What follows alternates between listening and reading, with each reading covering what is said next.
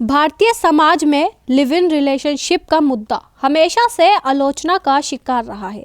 पिछले साल हुए श्रद्धा वालकर हत्याकांड के बाद तो इस पर और भी गंभीर सवाल उठाए जाने लगे, लेकिन उत्तराखंड सरकार ने अपने समान नागरिक संहिता बिल यानी यूसीसी में लिव इन रिलेशनशिप में जाने वालों के लिए जो नियम और शर्तें प्रस्तावित की है, वो ऐसे रिश्ते की कामना करने वाले हर युवा को 10 बार सोचने पर मजबूर करेगी।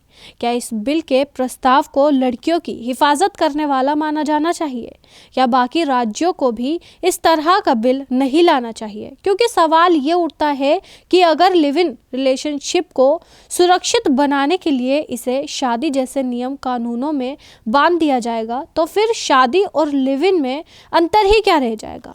तो क्या मान लिया जाए कि पारिवारिक मूल्यों को समाज का आधार मानने वाली पार्टी की बीजेपी शासित उत्तराखंड सरकार ने जानबूझकर इसे नियंत्रित करने की कोशिश की है?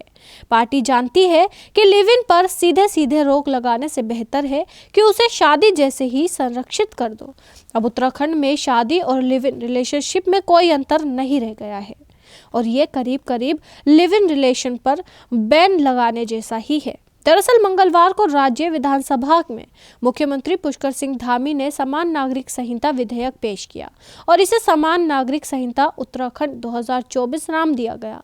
वहीं 182 पन्नों के इस कानूनी मसौदे में कई धाराएं और उपधाराएं हैं और इसमें उत्तराधिकार, विवाह विच्छेदन और लिव इन रिलेशनशिप के बारे में नियम कानून का उल्लेख किया गया है। वहीं आपको बता दें कि उत्तराखंड सरकार ने जो समान सिविल संहिता कानून पेश किया है उसमें शादी करने पर रजिस्ट्रेशन अनिवार्य कर दिया गया है और ठीक उसी तरह लिव इन रिलेशनशिप में भी रजिस्ट्रेशन अनिवार्य कर दिया गया है। मतलब कि लड़के लड़कियों के लिए लिव इन का सबसे बड़ा जो आकर्षण था उसके बेस पर ही चोट कर दी गई है। वही रजिस्ट्रेशन नहीं कराने पर कानून में 6 महीने की सजा का प्रावधान किया गया है।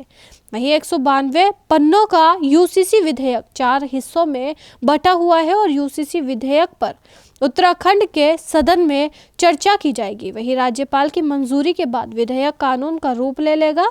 वहीं आपको बता दें कि नए कानून में लिव इन रिलेशन से जन्मे बच्चों को अधिकार दिया जाएगा। वही बच्चा पुरुष पार्टनर की संपत्ति में हकदार होगा और लिव इन रिलेशन में आने के बाद महिला को पुरुष पार्टनर धोखा नहीं दे सकता। मतलब सब कुछ शादी जैसा ही है। शादी जैसा ही बच्चों के लिए राइट्स और भरण पोषण का अधिकार भी बनाया गया है। वही नए कानून में लिव इन रिलेशनशिप से पैदा हुए बच्चे को जायज माना गया है और पुरुष पार्टनर को जैविक पिता की तरह बच्चे के भरण पोषण की जिम्मेदारी संभालनी होगी और संपत्ति में भी अधिकार देना ही होगा। आपको बता दें कि यूनिफॉर्म सिविल कोड यानी यूसीसी का मतलब है कि देश में रहने वाले सभी नागरिकों, हर धर्म, जाति, लिंग के लोगों के लिए एक ही कानून होगा। वहीं अगर किसी राज्य में सिविल कोड लागू होता है तो विवाह, तलाक, बच्चा गोद लेना और संपत्ति के बंटवारे जैसे तमाम विषयों में हर नागरिकों के लिए एक से कानून होंगे। वही संविधान के चौथे भाग में राज्य की नीति निदेशक तत्व का विस्तृत ब्यौरा है, जिसके अनुच्छेद 42 में कहा गया है कि सभी नागरिकों के लिए समान नागरिक संहिता लागू करना सरकार का दायित्व है। तो अभी के लिए इतना ही। देश दुनिया की तमाम खबरों के लिए देखते रहे N27 न्यूज। आप देख रहे हैं N27 न्यूज, पकड़ हर खबर पर।